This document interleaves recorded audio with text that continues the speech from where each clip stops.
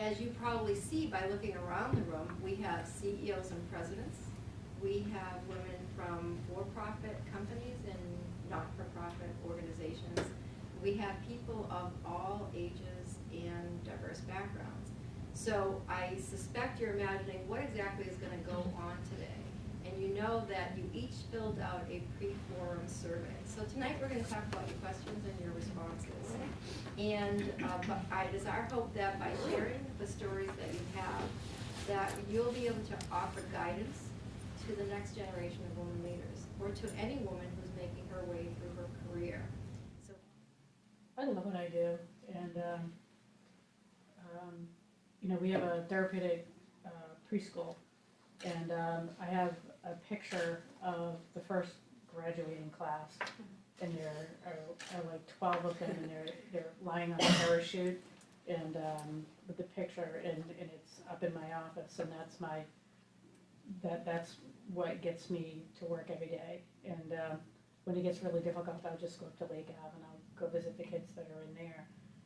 I think that definitely it's all about my heart. I mean, I love, you know, making a living and being able to take care of my own kids, but I love going to work and knowing that we're doing the next right thing for kids, and definitely that is why I go to work every day.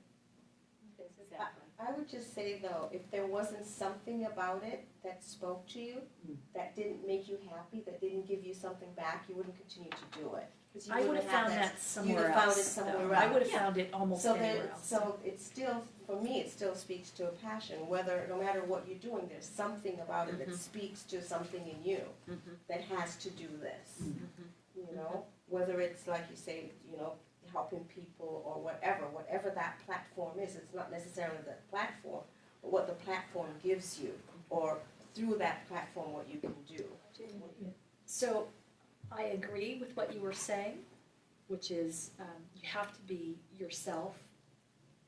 If you're not yourself, no matter how good you are, there's always going to be doubt. Because there's this sort of discomfort, and that discomfort's going to create doubt. And doubt is a shackle, and it drags you down, and it doesn't sink you like a stone in a day, but it slowly starts to pull you, and it slows you down. And so if you're not yourself, you're going to hold yourself back, and you do have to believe. And I know there are a lot of people who say lean in, and I agree, but I think what doubt does is it keeps your head down, and I think you need to look up.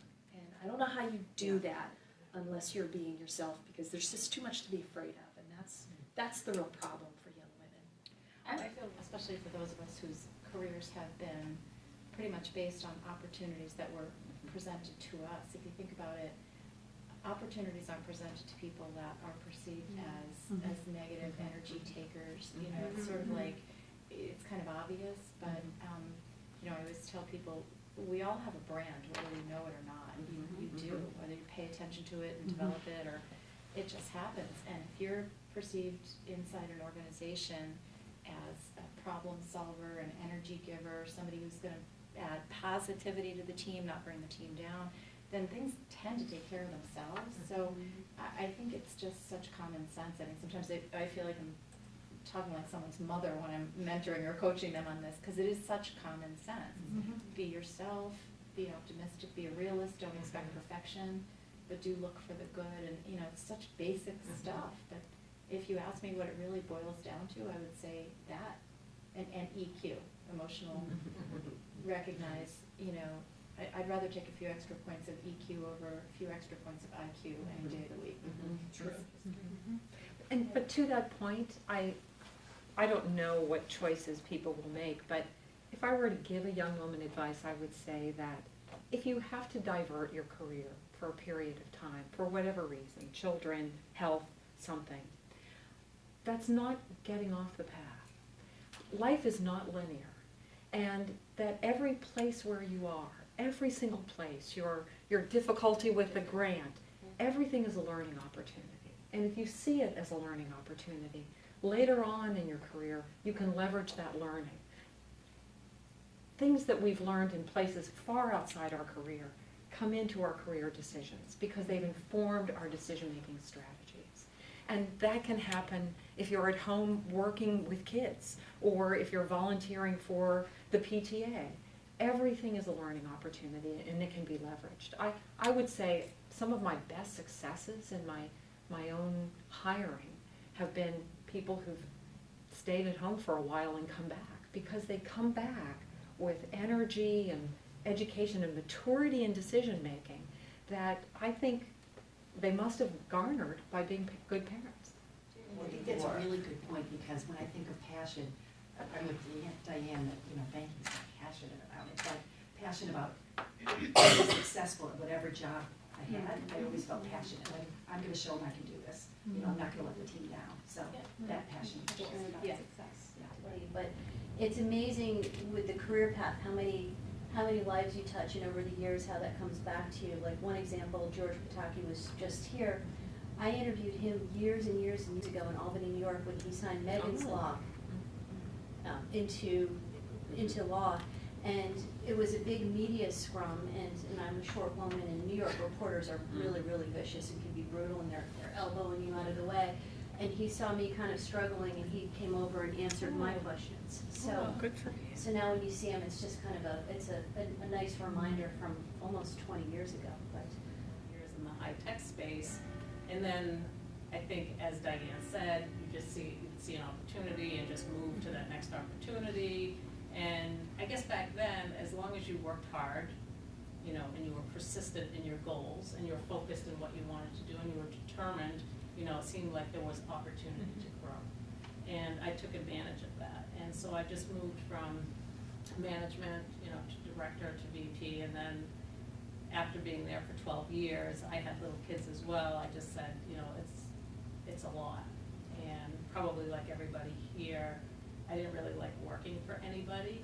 So I thought, I think I'll give it a shot and try my own business. So I decided to start this agency out of my home. So my path is very roundabout, but I think at every step of the way for me, it's always been not a passive activity, but rather a stepping into my future and saying, yeah, I can do that.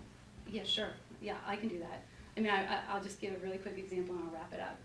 I remember when I interviewed for my job at the large law firm in Boston, and I was terrified. I was only the second year. But they called and they offered me this amazing job at the oldest law firm in Boston, so how could I turn that down? So I went down for the interview, and I remember the partner there saying, you'll be responsible for all the due diligence on our major deals. And I said, great, sign me up, I can do that. And I left saying, what the hell is due diligence?